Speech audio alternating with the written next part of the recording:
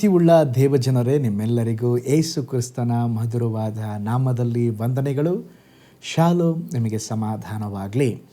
ಈ ದಿನ ದೇವರ ವಾಕ್ಯದ ಧ್ಯಾನಕ್ಕಾಗಿರುವಂಥ ವಿಷಯ, ಕೇಳಿಕೋ ನೀನು ಆಶೀರ್ವದಿಸಲ್ಪಡುವೆ.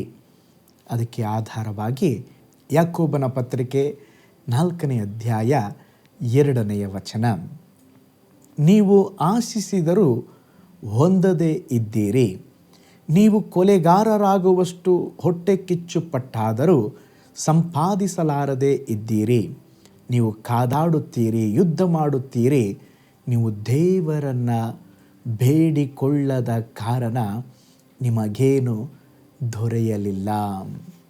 ಈಗ ಓದಿಕೊಂಡ ವಾಕ್ಯ ಭಾಗದಲ್ಲಿ ನಾವು ನೋಡ್ತೇವೆ, ನೀವು ಬೇಡಿಕೊಳ್ಳದ ಕಾರಣ ನಿಮಗೇನು ದೊರೆಯಲಿಲ್ಲ. ನಮ್ಮ ಜೀವಿತದಲ್ಲಿ ದೇವರ ಆಶೀರ್ವಾದವನ್ನು ಪಡೆದುಕೊಳ್ಳಬೇಕಾದರೆ ನಾವು ದೇವರ ಬಳಿಯಲ್ಲಿ ಬೇಡಿಕೊಳ್ಳಬೇಕು. ದೇವರು ನನ್ನನ್ನು ಆಶೀರ್ವದಿಸುತ್ತಾರೆಂಬಂಥ ಒಂದು ಅಪೇಕ್ಷೆಯಿಂದ ನಂಬಿ ಬೇಡಿಕೊಳ್ಳುವುದಾದರೆ ದೇವರು ನಿಮ್ಮನ್ನು ಆಶೀರ್ವದಿಸುತ್ತಾರೆ. ಅಧಿಕವಾಗಿ ಪ್ರಾರ್ಥಿಸುವ ಮನುಷ್ಯ ದೇವರಿಂದ ಅಧಿಕವಾದ ಆಶೀರ್ವಾದವನ್ನು ಪಡೆದುಕೊಳ್ಳುತ್ತಾನೆ. ಯೋಹಾನ್ ಬರೆದ ಸುವಾರ್ತೆ 14ನೇ ಅಧ್ಯಾಯ 14ನೇ ವಚನ ಹೇಳುತ್ತದೆ, ನೀವು ನನ್ನ ಹೆಸರಿನಲ್ಲಿ ಏನಾದರೂ ಬೇಡಿಕೊಂಡ್ರೆ ಅದನ್ನು ನೆರವೇರಿಸುವೆನು. ಯೋಹಾನ್ ಬರೆದ ಸುವಾರ್ತೆ 16:24ನೇ ವಚನ ಹೇಳುತ್ತದೆ, ನೀವು ನನ್ನ ಹೆಸರಿನ ಮೇಲೆ ಯಾವುದೊಂದನ್ನೂ ಬೇಡಿಕೊಂಡಿಲ್ಲ, ಬೇಡಿಕೊಳ್ಳಿರಿ, ನಿಮಗೆ ಸಿಕ್ಕುವುದು, ಆಗ ನಿಮ್ಮ ಆನಂದ ಪರಿಪೂರ್ಣವಾಗುವುದು.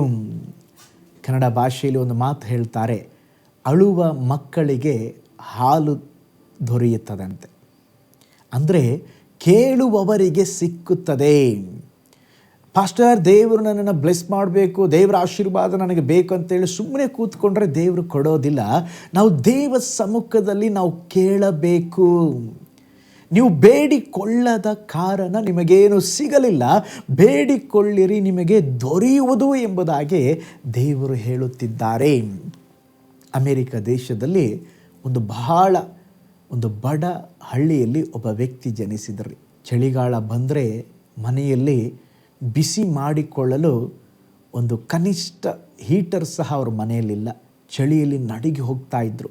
ಸೌದೆಯನ್ನು ತಂದು ಕೊಟ್ಟರೆ ಆ ತಾಯಿ ದಿನಕ್ಕೆ ಬೇಕಾಗಿರುವಂಥ ರೊಟ್ಟಿಯನ್ನು ಮಾಡಿ ಮಕ್ಕಳಿಗೆ ಕೊಡಬೇಕಾಗಿತ್ತು. ಬಹಳ ಬಡತನ. ತಿನ್ನಬೇಕಾಗಿರುವ ಆಹಾರ ಪದಾರ್ಥಗಳನ್ನು ಸರಿಯಾಗಿ ಕೂಡ ಊಟ ಮಾಡಲಿಕ್ಕೆ ಅವ್ರಿಗೆ ಆಗ್ತಾ ಇರಲಿಲ್ಲ. ಅಂಥ ಪರಿಸ್ಥಿತಿಗಳ ಮಧ್ಯದಲ್ಲಿ ಒಂದು ಒಳ್ಳೆ ಬಟ್ಟೆ ಕೂಡ ಇಲ್ಲದೆ ಸ್ತೋತ್ರ ಜೀವಿಸಿದಂಥ ಒಂದು ಬಡ ಕುಟುಂಬ. 3-4 ದಿನವಾದರೂ ಒಂದೇ ಬಟ್ಟೆ ಹಾಕಿಕೊಂಡು ಅದನ್ನೇ ವಾಶ್ ಮಾಡುತ್ತಾ ತಿರುಗಿ ಅದನ್ನೇ ಒಣಗಿಸಿ ಅದನ್ನೇ ಅವರು ಹಾಕಿಕೊಳ್ಬೇಕು ಅಂಥ ಒಂದು ಜೀವನವನ್ನು ನಡೆಸುತ್ತಾ ಇದ್ದರು. ಅವರಿಗೆ ಬಸ್ ಅಂದರೆ ಗೊತ್ತಿಲ್ಲ, ಫೋನ್ ಅಂದರೆ ಗೊತ್ತಿಲ್ಲ, ರೈಲ್ವೆ ಅಂದರೆ ಗೊತ್ತಿಲ್ಲ. ಅಂಥ ಒಂದು ಬಹಳ ಬಡವಾದ ಸ್ಥಳದಲ್ಲಿ ಜನಿಸಿ ಬೆಳೆದಂಥ ವ್ಯಕ್ತಿ. ಕೇವಲ ಗಿಡಗಳು, ಬೆಟ್ಟಗಳು, ಗುಡ್ಡಗಳು, ಕೆರೆಗಳು ಇಂಥವೇ ಅವರೆಲ್ಲ ನೋಡಿ ಬೆಳೆದಂಥ ವ್ಯಕ್ತಿ. ಬಾಲ್ಯದಿಂದ ಯೌವನ ಪ್ರಾಯಕ್ಕೆ ಬಂದಾಗ ಆ ಮನೆಯಲ್ಲಿದ್ದಂಥ ಒಬ್ಬ ಯೌವನಸ್ಥನು ಯೇಸುವನ್ನು ಸ್ವಂತ ರಕ್ಷಕನಾಗಿ ಅಂಗೀಕರಿಸಿಕೊಂಡ ಮೇಲೆ ಒಂದು ಸಾರಿ ಹೀಗೆ ಪ್ರೇಯರ್ ಮಾಡ್ತಾರೆ, ಕರ್ತನೇ, ನಾನು ಬಡವನಾಗಿ ಹುಟ್ಟಿರಬಹುದು, ಆದರೆ ನಾನು ಬಡವನಾಗಿ ಸಾಯಬಾರ್ದಪ್ಪ. ನಾನು ಬಡವನಾಗಿ ಹುಟ್ಟಿರಬಹುದು, ಆದರೆ ನಾನು ಬಡವನಾಗಿ ಸಾಯಬಾರದು. ನನ್ನ ಜೀವಿತವನ್ನು ನೀನು ಆಶೀರ್ವಾದ ಮಾಡ್ರಿ. ಒಂದು ಸಾರಿ ಫುಟ್ಬಾಲ್ ಆಟವಾಡುತ್ತಾ ಇದ್ದಾಗ ದೇವರು ಅವರಿಗೊಂದು ಆತ್ಮ ಭಾರವನ್ನು ಕೊಟ್ಟರು. ಸೇವೆಗಾಗಿ ಕರೆದರು. ಪ್ರಪಂಚಕ್ಕೆ ಹೋಗಿ ನೀನು ಸುವಾರ್ತೆ ಸಾರಬೇಕು, ನಿನ್ನ ಮೂಲಕವಾಗಿ ನಾನು ದೊಡ್ಡ ಕಾರ್ಯ ಮಾಡ್ತೀನಿ ಎಂಬುದಾಗಿ ದೇವರು ಅವರನ್ನು ಆಯ್ಕೆ ಮಾಡಿಕೊಂಡರು. ಆ ಫುಟ್ಬಾಲ್ ಗ್ರೌಂಡಲ್ಲೇ ಮೊಣಕಾಲೂರಿ ದೇವರಿಗೆ ಒಪ್ಪಿಸಿಕೊಟ್ಟು, ಕರ್ತನೇ, ನಿನ್ನ ಸೇವೆ ಮಾಡ್ತೇನೆ, ನನ್ನನ್ನು ಉಪಯೋಗಿಸು ಎಂಬುದಾಗಿ ಪ್ರಾರ್ಥನೆ ಮಾಡಿದರು. ಅವರು ಯಾರು ಗೊತ್ತಾ? ಬೇರೆ ಯಾರೂ ಅಲ್ಲ, ಬಿಲ್ಲಿ ಗ್ರಹಂ ಎಂಬಂಥ ದೇವ ಸೇವಕರು. ಈಗ ಕರ್ತನಲ್ಲಿ ಅವರು ನಿದ್ರೆ ಹೊಂದಿದ್ದಾರೆ. ಆದರೆ ಅವರು ಹೋಗದ ದೇಶ ಇಲ್ಲ. ಅವರು ಸುವಾರ್ಥ ಕೂಟಕ್ಕೆ ಲಕ್ಷ ಜನ ಬರ್ತಾ ಇದ್ರಂತೆ. ದೇವರಿಗಾಗಿ ಅನೇಕ ಯೌವನಸ್ಥ ಮಕ್ಕಳು, ಸಾವಿರಾರು ಜನರು, ಎಷ್ಟೋ ಕೋಟಿ ಆತ್ಮಗಳಿಗೆ ಅವರೊಬ್ಬರೇ ಸುವಾರ್ತೆ ಸಾರಿದ್ದಾರಂತೆ. ಒಂದು ಬಡತನ ಕುಟುಂಬದಲ್ಲಿಂದ ಬಂದಂಥ ಬಿಲ್ಲಿ ಗ್ರಹಂ ಅವರನ್ನು ದೇವರು ಬ್ಲೆಸ್ ಮಾಡಿ ಅವರ ಸಂಸ್ಥೆಯ ಮೂಲಕ ಇಡೀ ಪ್ರಪಂಚವನ್ನೇ ದೇವರು ಆಶೀರ್ವಾದ ಮಾಡಿದರು. ಅವರು ಮಾಡಿದೊಂದು ಚಿಕ್ಕ ಪ್ರಾರ್ಥನೆ, ದೇವರೇ ನಾನು ಬಡವನಾಗಿ ಜನಿಸಿರಬಹುದು, ಬಡವನಾಗಿ ನಾನು ಸಾಯಬಾರದು. ಪ್ರೀತಿಯುಳ್ಳ ದೇವಜನರೇ, ನಮ್ಮ ದೇವರು ಆಶೀರ್ವದಿಸುವಂಥ ದೇವರು. ನಿನ್ನ ಸ್ಥಿತಿ ನನಗೇನು ಗೊತ್ತಿಲ್ಲ, ನಿನ್ನ ಹಿನ್ನೆಲೆ ನನಗೆ ಗೊತ್ತಿಲ್ಲ, ಆದರೆ ಒಂದು ಮಾತ್ರ ಸತ್ಯ, ನಿನ್ನನ್ನು ಆಶೀರ್ವದಿಸುವಂಥ ದೇವರಿದ್ದಾರೆ. ನಿನ್ನ ಸ್ಥಿತಿಗತಿಗಳನ್ನು ಮಾರ್ಪಡಿಸುವಂಥ ದೇವರಿದ್ದಾರೆ. ನೀವು ದೇವ ಸಮ್ಮುಖದಲ್ಲಿ ಕೇಳಿಕೊಳ್ಳುವಾಗ ಅನೇಕ ತಂದೆ ತಾಯಿಗಳು ಇದನ್ನು ವಾಚ್ ಮಾಡುತ್ತಾ ಇರ್ಬೋದು. ಪಾಸ್ಟರ್, ನಮ್ಮ ಮಕ್ಕಳನ್ನು ನಾವು ಕಷ್ಟಪಟ್ಟು ಬೆಳೆಸ್ತಾ ಇದ್ದೇವೆ, ಬಹಳ ಅಗತ್ಯತೆಯ ಮಧ್ಯದಲ್ಲಿ ಜೀವಿಸಿ ನಾವು ಬೆಳೆಯುತ್ತಾ ಇದ್ದೇವೆ. ದೇವರಲ್ಲಿ ಪ್ರಾರ್ಥನೆ ಮಾಡಿರಿ. ಹಲ್ಲೆಲೂಯಾ. ಕರ್ತನು ನಿನ್ನನ್ನು, ನಿನ್ನ ಕುಟುಂಬವನ್ನು ಉನ್ನತಕ್ಕೇರಿಸುತ್ತಾರೆ. ಹಲ್ಲೆಲೂಯಾ. ಉನ್ನತವಾದ ಆಶೀರ್ವಾದಗಳಿಂದ ದೇವರು ತುಂಬಿಸಿ ನಡೆಸುತ್ತಾರೆ. ನಿನ್ನ ಮಕ್ಕಳನ್ನು ಬ್ಲೆಸ್ ಮಾಡ್ತಾರೆ. ಹಲ್ಲೆಲೂಯಾ. ಯಾಕೋಬನ ಹಾಗೆ ಒಂದು ಹೋರಾಡಿ ಪ್ರಾರ್ಥನೆ ಮಾಡ್ರೆ. ಯಾಕೋಬನು ದೇವರೊಟ್ಟಿಗೆ ಒಂದು ಫೈಟ್ ಮಾಡ್ದ. ದೇವರೇ, ನೀನು ಆಶೀರ್ವದಿಸದ ಹೊರತು ನಾನು ನಿನ್ನನ್ನು ಬಿಡುವುದಿಲ್ಲ. ಇವತ್ತು ದೇವ ಸಮ್ಮುಖದಲ್ಲಿ ಯಾರು ಹೋರಾಡಿ ದೇವ ಸಮ್ಮುಖದಲ್ಲಿ ಪ್ರಾರ್ಥಿಸುತ್ತಾರೋ ಅಂಥವರ ಜೀವಿತಗಳನ್ನು ದೇವರು ಬ್ಲೆಸ್ ಮಾಡ್ತಾರೆ. ಒಂದು ನಿಮಿಷ ಕಣ್ಗಳನ್ನು ಮುಚ್ಚೋಣ, ದೇವರನ್ನ ದೃಷ್ಟಿಸೋಣ. ಓ ಸ್ತೋತ್ರ. ನಿನ್ನ ಜೀವಿತದಲ್ಲಿ ಆಶೀರ್ವಾದ ಬೇಕಾ? ನಿನ್ನ ಜೀವಿತದಲ್ಲಿ ಒಂದು ಉನ್ನತಿಯ ಅನುಭವ ಬೇಕಾ? ದೇವ ಸಮ್ಮುಖದಲ್ಲಿ ಪ್ರಾರ್ಥಿಸೋ. ಕರ್ತನೇ, ನನ್ನ ಸ್ಥಿತಿಯು ಹೀಗೇ ಆಗಿದೆ ಸ್ವಾಮಿ, ಬಹಳ ಇಕ್ಕಟ್ಟಲ್ಲಿದ್ದೇನೆ, ನಾನು ಬಡವನಾಗಿದ್ದೇನೆ, ನಾನು ದೀನನಾಗಿದ್ದೇನೆ. ಅಪ್ಪ ದೇವರೇ, ನೀವು ಈ ಲೋಕಕ್ಕೆ ಬಂದರೆ ದೇವರೇ ಒಂದು ಶ್ರೇಷ್ಠ ರಕ್ಷಣೆಯ ಅನುಭವವನ್ನು ಕೊಟ್ಟರೆ, ಅದು ಮಾತ್ರವಲ್ಲ, ಈ ಲೋಕದಲ್ಲಿ ನಾವು ಜೀವಿಸುವಾಗಲೇ ಎಲ್ಲ ವಿಧದಲ್ಲಿ ಸ್ವಾಮಿ ದೇವರೇ ನಮ್ಮನ್ನು ಉನ್ನತಕ್ಕೇರಿಸಲು, ನಮ್ಮನ್ನು ಬ್ಲೆಸ್ ಮಾಡಲು, ನಮ್ಮನ್ನು ಆಶೀರ್ವದಿಸಲು ದೇವರೇ ನೀವು ನಮ್ಮನ್ನು ಆರಿಸಿಕೊಂಡಿದ್ದೀರಾ. ವಿಶೇಷವಾಗಿ ಈ ವಿಡಿಯೋನ ವಾಚ್ ಮಾಡ್ತಾ ಇರುವಂಥ ಒಂದೊಂದು ಕುಟುಂಬಗಳು, ಒಂದೊಂದು ದೇವರೇ ಸ್ತೋತ್ರಪ್ಪ, ಎಲ್ಲ ದೇವಭಕ್ತರ ಜೀವಿತವು ನಿನ್ನ ನಾಮದಲ್ಲಿ ಆಶೀರ್ವದಿಸಲ್ಪಡಲೆ.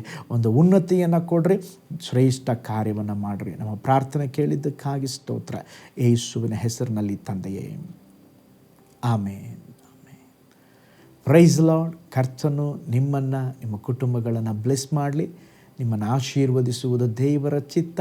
ದೇವರ ಬಳಿ ಆಶೀರ್ವಾದವನ್ನು ಕೇಳಿಕೊಂಡು ಆ ಸಮೃದ್ಧಿ, ಸಂತೋಷದ ಜೀವಿತವನ್ನು ನಿಮ್ಮ ಜೀವಿತದಲ್ಲಿ ಹೊಂದಿಕೊಳ್ಳ್ರಿ. God bless you all.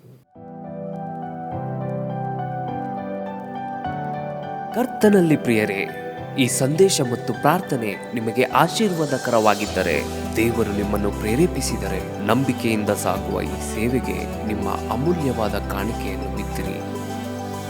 ಪ್ರೀತಿಯ ದೇವಜನರೇ, ವಾಯ್ಸ್ ಆಫ್ ಹೋಪ್ ಮಿನಿಸ್ಟ್ರಿಯ ವತಿಯಿಂದ ಕೋರಮಂಗಲದಲ್ಲಿ ಪ್ರತಿ ಭಾನುವಾರ ಬೆಳಿಗ್ಗೆ 9:30ಕ್ಕೆ ಕನ್ನಡ ಆರಾಧನೆ ನಡೆಯುತ್ತಿದೆ. ಆತ್ಮಭರಿತವಾದ ಆರಾಧನೆ, ಮನಮುಟ್ಟುವ ಸಾಕ್ಷಿ, ಬಲಪಡಿಸುವ ದೇವ ಸಂದೇಶ. ಬನ್ನಿ, ನಮ್ಮೊಂದಿಗೆ ಭಾಗಿಯಾಗಿ ಕರ್ತನನ್ನು ಆರಾಧಿಸಿರಿ. ನೂತನ ತಿಂಗಳ ಆಶೀರ್ವಾದ ಕೂಟ ಪ್ರತಿ ತಿಂಗಳು ಮೊದಲ ದಿನ ಸಂಜೆ 7 ಗಂಟೆಗೆ. ಪ್ರತಿ ತಿಂಗಳು 2ನೇ ಶನಿವಾರ ಬಿಡುಗಡೆ ಉಪವಾಸ ಪ್ರಾರ್ಥನೆ ಕೂಟ ಬೆಳಿಗ್ಗೆ 10:30ಕ್ಕೆ. ನಿಮಗಾಗಿ ಪ್ರಾರ್ಥಿಸಬೇಕೆ?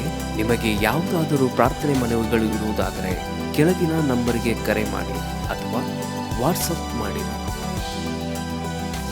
ಈ ಆತ್ಮಿಕ ಸಂದೇಶಗಳು ನಿಮಗೆ ಆಶೀರ್ವಾದಕರವಾಗಿದ್ದರೆ ಲೈಕ್ ಮಾಡಿರಿ. ಇಂಥ ಅದ್ಭುತ ಸಂದೇಶ ಪ್ರತಿದಿನ ನೋಡಲು ಬಯಸುವುದಾದರೆ ಸಬ್ಸ್ಕ್ರೈಬ್ ಮಾಡಿ ಹಾಗೂ ಇತರರೊಂದಿಗೆ ಶೇರ್ ಮಾಡಿರಿ. ಕರ್ತನು ನಿಮ್ಮನ್ನು, ನಿಮ್ಮ ಕುಟುಂಬವನ್ನು ಆಶೀರ್ವದಿಸಲಿ.